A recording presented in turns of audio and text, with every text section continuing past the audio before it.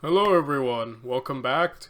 Last time we watched the Republican death rows of this series, so now I'm going to be looking at the first Triumvirate.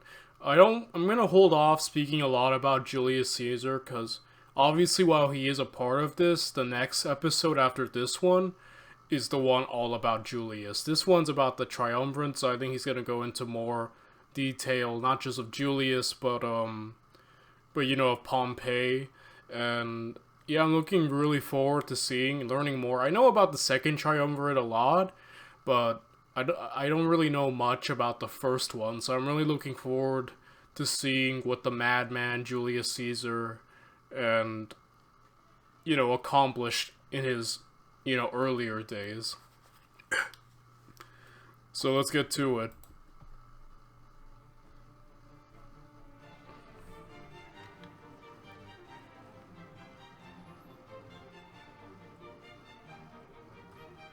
No friend ever served me, no enemy ever wronged me, whom I have not repaid in full. Such were the immortal words of the great Sulla. Well, before he died of Silva, man, just legend, complete legend. boy pussy overload. But his death does lead us into a new era of Roman history, that of the late Republic. These were the times of giants, my dearest pleb, well and truly overdone by better history channels. And due to the sheer amount of important events all happening simultaneously, we'll have to cover the main wars of the period, yes, but at the same time introduce the three great men who would define the age. So Yes. first, we begin with an ironic state of affairs. As you remember, due to Sulla's rightful purge of the Popularis faction, almost all of them died, but those who did survive were among the few great men in it, such as Sertorius, whose fame as a brilliant general attracted the attention of the rebelling Lusitanian tribes, whom Sertorius used to lead the Popularis revolt and take over all of Hispania. As always, the Senate's first reaction was to send a Metellus to fix things, dooming him to an unending guerrilla war, just in time for yet another Mithridatic war to trigger. So okay, what is guiding Mithridates' bloodlust this time, you ask? Well, the king of Bithynia, having no heirs, he willed his kingdom to Rome after his death, which Mithridates, absolutely seething, refused to accept, invading the province, restarting the conflict and laying siege to Cyzicus. Sent to stop him was the consul of the year, Lucullus, whom would stand by and watch as Jupiter destroyed Mithridates' siege weapons in a storm. And then he fucking threw a meteor at some point. Yeah, true story. Lucullus later took the chance to cut off his supply lines, forcing him to flee east, and pursuing him all the way back to Pontus. Back in Hispania, Sertorius' guerrilla war continued to drag on. To help Metellus, the Senate sent Gnaeus Pompeius to Hispania, our first soon-to-be triumvir. Born to a Yes, rural patrician Pompeius. family and an optimate's father, Pompey started out his adult life after his father was mortally struck by lightning. If you're worried about the frequency of Romans dying to lightning strikes, just you wait until that happens to an emperor. Back to Pompey, he was able to dodge false accusations of theft while on trial. So elegantly, in fact, that the judge was like, "Whoa, you're awesome. Here, please fuck my daughter." Which he did. Later on, during Sulla's march to Rome, he raised his father's veteran legions to help him. Thankful, Sulla had him divorced and marry his pregnant stepdaughter, whom died in childbirth, so whatever. Later marrying Mucia, having 3 kids with her. I'm boring you with this because they will be relevant later on. Well, the 2 boys at least, so feel free to forget her. As Sulla's supporter, Pompey gained fame by crushing several Popularis revolts in the Mediterranean, including one done by Brutus. No, his father. A relevant detail for later. In his return, Pompey would Betrayal be named runs in the Magnus by family. Sulla, somewhat ironically, then letting him have a triumph despite being far too young and using elephants instead of horses, also somewhat ironically. It was this Pompey that landed on Hispania. Admittedly, he was trashed on once he got there. He was facing Sertorius after all, but Metellus came to his rescue, and thanks to Sertorius' barbarian army idiotic decision to attack them head-on, they were defeated, forcing Sertorius to retreat, later on being betrayed by one of his fellow Popularis revolutionaries, whom seized his command position. What a shitty faction. Meanwhile, back in Capua, a lone Thracian slave toiled away in a gladiatorial school, being taught how to entertain his Roman masters and add some significance to his miserable existence. But this Thracian hated Rome, and oh how much he did. Such was his rage that he led a revolt with his fellow slaves, stealing kitchen knives, Spartacus. killing the guards, and breaking out, proceeding to steal gladiatorial weapons and rampage through southern Italy. Being stuck between 2 massive wars in opposite fronts, Rome could only afford sending 2 waves of plebs to face them, whom were all killed, predictably enough. By then, Spartacus had made Mount Vesuvius his base, and I swear, the moment the god Vulcanus finds out that a band of filthy slaves has occupied his home, he's gonna go mad. Mark my fucking words. Given the size of the slave revolt, a senator named Marcus Licinius Crassus offered to help, another soon-to-be triumvir, and the bane of communists worldwide, being a man who actually earned his fortune. I know, imagine that. Born to your standard patrician family, Crassus had his family's wealth seized by Cinna's dictatorship, being forced to flee to Hispania to avoid the Red Terror. Later joining up forces with Sulla in his march to Rome, assisting him while fighting Carbo. And after Sulla made his proscriptions, Crassus would have his revenge, buying up a lot of the confiscated Popularis property for dirt cheap. With this newfound wealth, he would buy not one, not two, but 500 slaves, whom he used to form the world's first firefighting force. So here's the story. Once a fire broke out, usually at some careless pleb's house, he would wait as it burned before the pleb agreed to sell it for cheap. Then the slaves put off the fire, rebuilt it, and now he had another place to rent as landlord. By the end of this, Crassus would amass a wealth of over 7,000. Crassus? Is that how it's pronounced? Crassus. Okay. Marcus Licinius Crassus. Apologies, like I said, I have a hard time pronouncing things sometimes in these videos, so I always like to quickly check. But I'm really I really love learning about Marcus here. I'm gonna call him Mark. Is that cool with everyone? Yeah, so learning about Mark's pretty cool because, you know, when I was a kid, I always like to talk about my public school upbringing and how much we learned of Rome. We don't learn much about the first triumvirate. We don't really know anything about Marcus. Like, I was never taught. Like, I've mentioned in past videos, but for anyone new who happen to get here, basically, we kind of learn about kind of the last days of Julius Caesar, kind of like, oh yeah, he wants to be dictator, and, you know, kind of after the whole, like I said, the last days, and when he, basically after the war with Pompey, getting to Rome, declaring himself dictator, getting shanked, and then the fallout that happens there. That's really all we learn about Julius, you know? And we don't delve much into his early days or his life, and we really don't even pick up in his war with Pompey. Usually it's always, we learn just from the after Pompey has been defeated. So, like I said, we weren't taught much about the first triumvirate. So, and what little we did, you know, mainly just about, well, yeah, Julius, Pompey, but, excuse me, I'm so sorry, I ate, and I, get all, I'm, burping all over the place, but even then, I never went too deep into learning about the first triumvirate, so I know nothing about Marcus, basically Mark, I have no knowledge. I'm not even exaggerating. There's nothing, zero. And this video so far is man, I want to learn more about this dude. He seems really cool, you know? So, yeah, I think if there's anything really great about this series, it makes me more interested to go on Google binges about these people. Talents. That's around $10 billion in today's money. But despite Holy such crap. success, Crassus yearned for military glory, bringing us back to Spartacus. Lost and searching for a way to find. Oh, what is up with your eyes, dude? Once given command of the war, Crassus fielded several legions out of his own pocket, most of them plebs, taking it upon himself to discipline them by reviving the old practice of decimation, where one randomly picked pleb was beaten to death by the other 9. Meanwhile, the slaves had reached the Alps, but instead of getting their supposedly desired freedom, they showed their true colors, choosing to go back and continue to ransack Italy, like the barbarians they were. After a long march south, Crassus then met with a Gallic splinter group, destroying their forces and continually pushing Spartacus further south. Desperate, Spartacus struck a deal with Sicilian pirates to ferry his forces to Sicily, where he could continue to ransack the place. But learning about Spartacus, wow. People know who Spartacus is, but I don't think it's because they actually know his history. I'm speaking for myself as well, by the way. I'm not going to pretend that I've known a lot about Spartacus, but people know Spartacus because of the joke, I'm Spartacus, no, I'm Spartacus, you know, that famous scene, in that one movie.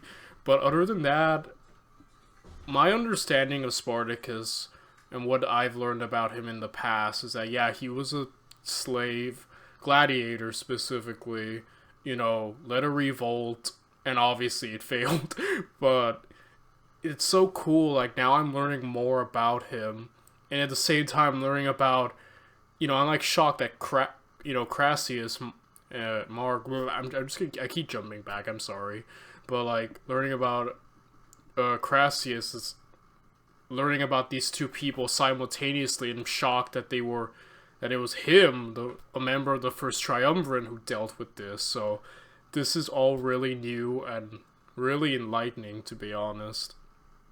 They just took the payment and fucked off. And to make things worse for him, Pompey had just returned from Hispania, having ambushed and killed Perpenna, and now helping to encircle Spartacus. Crassus would then crush the slave armies in battle, while Pompey mopped up those who fled. And just to make his point clear, Crassus had all 6,000 survivors crucified along the Appian Way, being left to suffer a fraction of the pain they inflicted upon the civilized world. From this point on, every time a slave passed by the area, the living image of Crassus would haunt them, and remind them of their miserable, barbarian, servile existence. So that's 2 triumvirs, with 1 more to go. His origins stretch back to the legendary hero Aeneas himself, who fathered Iolaus, the progenitor of the gens Julia, one of the Alban patrician families Hostilius would bring into Rome. Forgotten to most was that the gens Julia had made a pact. Instead of being like the other clans and occasionally generating outstanding individuals from time to time, the Julia sought to reserve their uniquely divine power until it was most needed. Centuries passed, with the gens Julii embracing a stoic life away from glory. Forgotten to most. And now, with the Republic nearing collapse and Rome being surrounded by enemies, it finally happened. The birth of a kind of prodigy that happens only once every era. A man of unparalleled power, intellect, and ambition. The greatest Roman to have ever lived. His name was Gaius Julius Caesar. And that's how you pronounce it. But I'll call him Gaius Julius Caesar anyway. Saves me the trouble. Kaiser, just like, what's interesting about his name? I think, like, a lot of cultures, even after Rome fell, took up the, like, leaders and kings, like, took up the name of Caesar, almost like as a sign of power, because, like I said, Rome, even after its fall, left such a legacy behind in the known world that even leaders from nations far past it, like, took the name of Caesar. Like, that's where we get Kaiser, right, from Germany, or Tsar from Russia. So yeah, this man's legacy is undisputed, basically. Born to a humble patrician family, Kaiser would spend his early life instigating both awe and fear in those who met him. At his coming of age, after his father's death and during Sulla's civil war, Kaiser quickly realized the cold truth everyone denied. The Republic had been founded in good spirit for virtuous patricians alone, an impossibility with the influx of plebs into the Senate and the unending barbarian threats that so forced Rome to bend its rules. Caesar pondered heavily on the plebeian question, and while genocide was a quick solution, his pure patrician blood revolted him towards such violent ends. And so, there remained only one solution: to bring the plebs under the leash, and to achieve that, he had to join the Popularis faction, to his immense disgust. And all under Cinna's takeover, no less, whom would make Caesar the high priest of Jupiter, and marry him to his daughter. Both events that Sulla would unmake once he took over. In truth, Sulla could see the latent power inside Caesar, and fearing the rise of an even stronger Marius, he had him banished from Rome. Despite this, Caesar persisted in his quest, joining the military in his late father's province of Asia, where he would help crush some Sicilian pirates in Lesbos along with Lucullus, well enough to gain a civic... There's a cool story that, like, I think Caesar was taken hostage by the pirates, and, like, under prisoner, he got along really well with them, and he even just straight up told them, like, I think nonchalantly, yeah, when I'm free, I'm gonna kill you all. And, like, everyone laughed at it, like, oh, Caesar, and he actually did it once he got free, which is hilarious. And just, there's so much about Julius Caesar that's just cool. There's a reason he's the most famous Roman, right? He's the one everyone knows. crown for it. An impressive feat, which Sulla, holder of the grass crown himself, and after much bitching from Caesar's mother, allowed Caesar to return Rome. There he would become a famous orator, swooning the ladies with his divine beauty and inspiring the men with his alpha male vigor. Such was his success that he set sail to teach the Greeks in Rhodes how to be good orators, which was when his ship was attacked by Sicilian pirates. This is the one. Them again. Initially, they wanted 20 talents for his ransom, but after seeing a fraction of Caesar's power level, they immediately raised it to 5,000. Well, he told them to keep it at 50, being modest and all, casually reminding them that he would have them all crucified. They were laughing at him when he said that, but they sure weren't as he was nailing them to the cross. Yeah. The next time we cover a divine individual and a cross will be a while from now. What a legend. Let's return to our unfinished business in the east. For Mithridates was still alive, annoyingly enough. Lucullus This dude won't die. What the heck? to pursue him deep into Armenian lands, having defeated his allied king Tigranes in battle along the way. But Mithridates decided to abandon his ally, retaking his Pontic kingdom through Lucullus's back. It was around this time that Pompey was finally sent to rain order down the pirate haven of Sicilia, on his way meeting with Lucullus, whom he had decided to demote and take his command position. Mithridates barely had time to relax before Pompey stormed his forces, pushing him way back north, where he would kill his own traitorous son. Instead of pursuing him, Pompey saw the decadent, unstable state that the East was in, running a series of campaigns to civilize the region, and installing several puppet states. Among the chaotic eastern kingdoms was that of the Hasmonean Jewish kingdom. And yeah, we finally got to the Jews. They'll be a huge nuisance for Rome as we go on, up until the future Emperor Hadrian comes along, whom hated Jews so much it's hard to believe. But then the Christians were already around, so yeah.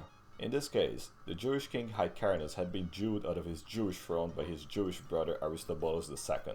They both came to Pompey to mediate their dispute. He told them to chill for a while he visited Petra, but Aristobulus was impatient, returning to Judea to claim his kingdom. This infuriated Pompey, marching his troops down to Jerusalem, where Aristobulus eventually fled to. The Jewish civilians loyal to Hyrcanus was smart enough to let Pompey's troops in, but the priests refused to yield, barricading themselves on the Temple Mount. It was well fortified, but then came the day of the Sabbath, during which, as it happens, Jews are forbidden to meddle with the enemy unless being directly attacked, a fact Pompey exploited to deploy his battering ram. And the Jews, just let him do it. Sure enough, he broke through it the next day and slaughtered some 12,000 Jews, making Judea and its neighbors all client states of Rome. Let's just paint it all red. Much better. You've got to respect the Jews though. No matter how many times they get slaughtered, they never give up on their Jewish ways. A lesson the future Emperor Hadrian would vehemently refuse to learn.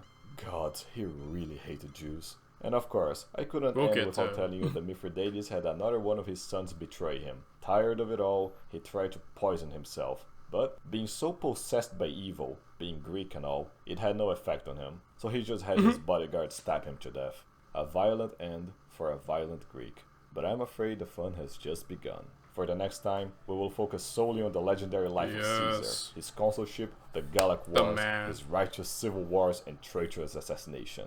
I hope to see you then, plebs. Ciao, ciao. Excuse me. So yeah, I can't wait to learn more. I can't wait till we get to the Julius Caesar thing, because we're like basically at the point most everyone knows about Roman history. So I'm looking so forward to covering the exploits of this insane man. I'll talk more next video. For now, I will say goodbye, everyone.